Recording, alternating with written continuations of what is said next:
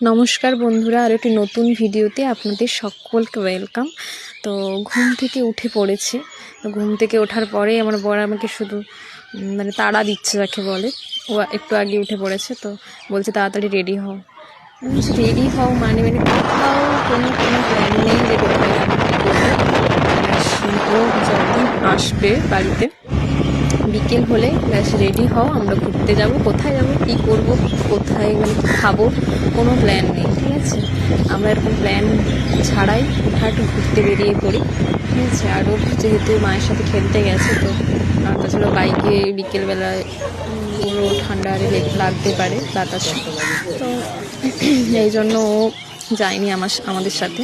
তো বলছে যে ওর বাবা বলছে যে ওর একটা সাইকেলের দরকার, কারণ ছোট যেহেতু ওখানে সাইকেলটা মানে ওখানেই দিয়ে আসা হয়েছে, এখানে বাড়িতে সাইকেল নেই। তো এই জন্য ওর বাবা বলছে যে একটা সাইকেল কিনে দেওয়া উচিত ওর, কারণ এই ছোট্ট বয়সেও খেলবে না তো কখন খেলবে। তো এই জন্য ভাবলাম যে ঠিক আছে, কোনো নেই। বাড়ির থেকেও বলছিল সাইকেল কিনে দেওয়ার জন্য বারবার। তো আমাদের ওই হলুদ রঙের কেটিএমটা, ওটাই পছন্দ হয়েছিল, তাই পেমেন্টও করে দিল। তো এরপর একটা ব্যাপার, মানে সেটা একদম কি বলবো, মানে এত বিরক্তিকর লাগছিল।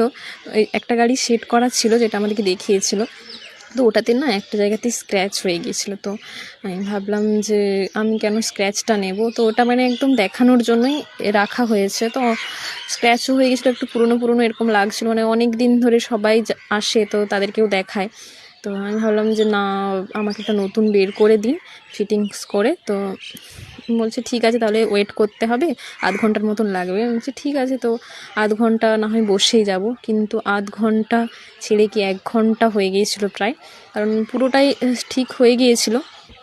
তারপর একটা মানে সেট হচ্ছিল না কিছুতে। তো দাদাটা অনেক চেষ্টা করছিল, মানে ওতেই লেগেছিল 1 ঘন্টা ধরে, মানে চেষ্টা করার পর গিয়ে হয়েছিল। তো আমার তখন কি মনে হচ্ছিল যে থাকে, আমি না বললেই পারতাম যে ওটা নিয়েই চলে গেলেই ভালো হতো, কিন্তু কি করার, মন মানতে চায় না, হ্যাঁ না। তো বাচ্চা তো স্ক্র্যাচ করবেই, কিন্তু তাও একটা মনে হয় যে নতুন জিনিস আমি কেন স্ক্র্যাচ নেব পয়সা দিয়ে, তাই না। তো এই ভেবেই আমিও তারপরে আমি একটু খুঁতখুঁতায় আছি আর কি। তো যাই হোক, একটু ওয়েট করতে হয়েছিল।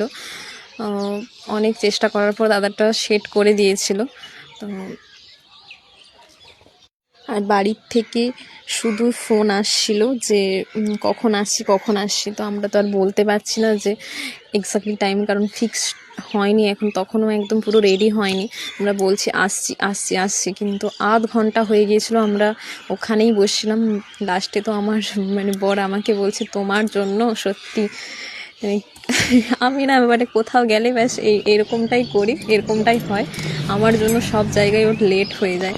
হচ্ছে একবার তো মানে কী বলবো, ওর ফ্লাইটটাই লেট হয়ে গিয়েছিলো, ফ্লাইট মিস হয়ে গিয়েছিলো। আর কি করব, আমার বাবা যখন মানে আমার কোনো যাওয়ার কিছু থাকে তো আমাকে বলতো যে ওকে 1 ঘন্টা আগে মিনিমাম বলে দেবে, না হলে তুমি কিন্তু লেট হয়ে যাবে। তো ওই আদতটা রয়ে গেছে, যেখানেই যাই না কেন লেট হবই হব। তো যাই হোক, যদি আমার ভিডিওগুলো ভালো লাগে অবশ্যই কিন্তু লাইক করে পাশে থাকবেন, আর আমার পেজটা ফলো করে দেবেন। আর যারা ইউটিউব থেকে দেখেন তারা কিন্তু সাবস্ক্রাইব করে দেবেন। আর আমার ইউটিউব চ্যানেলটা হচ্ছে @মৌমিতা লাইফস্টাইল 2002। ইউটিউব চ্যানেলটাও আপনারা চাইলে সাবস্ক্রাইব করতে পারেন, ওতেও আমি ভিডিও দিই। তো যদি লাইক সাবস্ক্রাইব করেন, ফলো করেন, তবেই তো আমি আরও ভালো ভিডিও বানাতে চেষ্টা করবো, তাই না। তো রেডি হয়ে